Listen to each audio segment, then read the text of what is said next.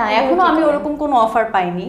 এটা হচ্ছে একদম অনেস্টি বলছি। এখন সবাই আপনার কাজ দেখেই খুশি। হ্যাঁ, এগুলো হয়তো এটা হচ্ছে, এটাও আমি বলবো যে এটা একটা ডিফারেন্ট কজ হচ্ছে আপনি যখন নিজেকে এমন ভাবে গড়ে তুলবেন বা প্রেজেন্ট করবেন, তো মানুষ কিন্তু আপনাকে ওইভাবেই পিক করবে। অন্যান্য নায়িকারাও তো অনেক ভালো কাজ করছে, তো তাদের রেখে কেন আপনাকেই কাজ দিবে এত ভালো ভালো নায়িকা? আসলে অন্যান্য নায়িকারাও কাজ করছে, একটা নায়িকা বা দুইটা নায়িকা দিয়েও তো ইন্ডাস্ট্রি চলে না, অনেক নায়িকা লাগবে। আমাদের বাংলাদেশের বাইরে যে আরো ইন্ডাস্ট্রিগুলো আছে ওখানে কিন্তু অনেক নায়িকা, অনেক নায়ক, সো এই জন্যই কিন্তু ওদের ইন্ডাস্ট্রি এত বড়। সো আমাদের ইন্ডাস্ট্রিতে কিন্তু ওই হিসেবে অনেক কম নায়ক নায়িকা। সো আমাদের কিন্তু ডে বাই ডে যত আমাদের ভালো কাজ দেখাবে আর্টিস্টরা, আমাদের ইন্ডাস্ট্রিও কিন্তু ডে বাই ডে বড় হবে। আচ্ছা, কোথা থেকে আপনার এই কাজের মিডিয়া জগতের কাজের সূত্রপাত হয়েছে? কোথা থেকে?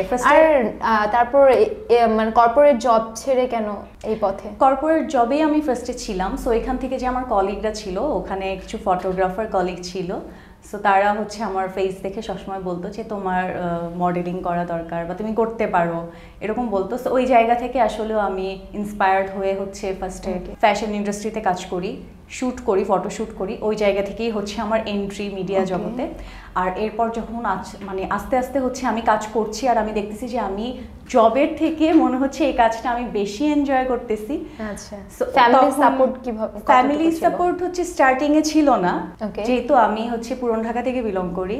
ফ্যামিলি অনেক কনজারভেটিভ ছিল, বাট যখন হচ্ছে কাজ করছি, আশেপাশের মানুষ দেখছে ভালো কাজ করছি, অ্যাপ্রিসিয়েট করছে, আর যেহেতু আমি এনজয় করছি এই কাজটা, এটা অনেক ইম্পর্টেন্ট লাইফে যে আমি কি করব এটা আমি এনজয় করি কিনা। কজ আসলে কাজ করে যাচ্ছি কিন্তু আমার মন থেকে করতেছি না, বা এটা আমার দ্বারা হচ্ছে না, আমি জোর করে করতেছি। বাট এই জায়গাটা হচ্ছে আমার খুব ভালোবাসার একটা সফট কর্নারের জায়গা, যে এই কাজটা যখন আমি করি, ট্রাই করি যে এটা আমার বেস্ট কাজ হইতে হবে, বা এটাতে আমি যতটুকু পারি নিজের বেস্ট দেওয়ার ট্রাই করি। তো ওই জায়গা থেকে এই জন্যই এখন পর্যন্ত এখানে আসতে পেরেছি। একটু আগে যে আপনি কোশ্চেন করেছিলেন যে আপনার সাকসেসের সবচাইতে বেশি দায়ভার কার উপর যায়, তো এটা আমি টোটালি বলবো যে আল্লাহর পর হচ্ছে আমার নিজের। কজ আমি আমার নিজের নিজেকে নিজে এমনভাবে মোটিভ করেছি বা এমনভাবে গড়ে তুলেছি, আস্তে আস্তে ডে বাই ডে আরো করছি। সো ওই জন্য আমি নিজের কারণে স্ট্রাগল অনেক করতে হয়েছে ডেফিনেটলি কাজের জন্য। হ্যাঁ, অবশ্যই করতে হয়েছে। আচ্ছা, একটা বলেন।